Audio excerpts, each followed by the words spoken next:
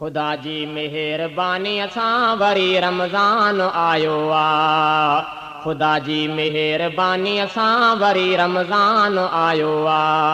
कदुर उन जो कयो गॾिजी विंदड़ महिमान आयो आ। खुदा जी मेहरबानी असां वरी रमज़ान आयो आ। खुदा जी मेहरबानी असां वरी रमज़ान आयो आ। कदुर उन जो कयो गॾिजी विंदड़ महिमान आयो आ। खुदा जी मेहरबानी असां वरी रमज़ान आयो आ। जहन्नम खां पनाही थी ऐं जन्नत जा सुवाली थियो। जहन्नम खां पनाही थी ऐं जन्नत जा सुवाली थियो। पढ़ो कलमो ऐं इस्तिग़फ़ार इहो फरमान आयो आ। खुदा जी मेहरबानी असां वरी रमज़ान आयो आ। खुदा जी मेहरबानी असां वरी रमज़ान आयो आ। कदुर उन जो कयो गॾिजी विंदड़ महिमान आयो आ। खुदा जी मेहरबानी असां वरी रमज़ान आयो आ। ख़ताऊं माफ़ थियनि थियूं ऐं दुआऊं बि अघनि थियूं।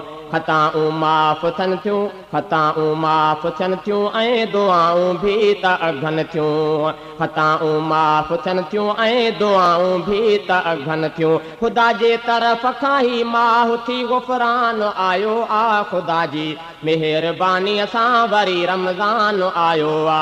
ख़ुदा जी मेहरबानी असां वरी रमज़ान आयो आ। कदुर उन जो कयो गॾिजी विंदड़ महिमान आयो आ। ख़ुदा जी मेहरबानी असां वरी रमज़ान आयो आ। नफ़िल हिकिड़ो पढ़ी घर को त ॼण चओ फ़र्ज़ पढ़ियो उन। नफ़िल हिकिड़ो पढ़ी घर को त ॼण चओ फ़र्ज़ पढ़ियो उन। ऐं 70 जे बराबरि फ़र्ज़ जो ऐलान आयो आ। ख़ुदा जी मेहरबानी असां वरी रमज़ान आयो आ। ख़ुदा जी मेहरबानी असां वरी रमज़ान आयो आ। कदुर उन जो कयो गॾिजी विंदड़ महिमान आयो आ। ख़ुदा जी मेहरबानी असां वरी रमज़ान आयो आ। ख़ुदा जी मेहरबानी असां वरी रमज़ान आयो आ। ऐं रोज़ेदार लइ दरिया जूं मछियूं दुआऊं कनि। ऐं रोज़ेदार लइ दरिया जूं मछियूं दुआऊं कनि। ख़ुदा जा खोड़ थोरा पर इहो अहसान आयो आ। ख़ुदा जी मेहरबानी असां वरी रमज़ान आयो आ। ख़ुदा जी मेहरबानी असां वरी रमज़ान आयो आ।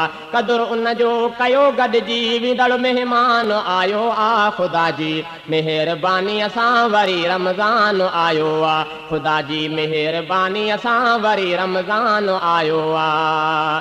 मकी ताहिर कदुर हिन माह जो जेको करे न सघियो।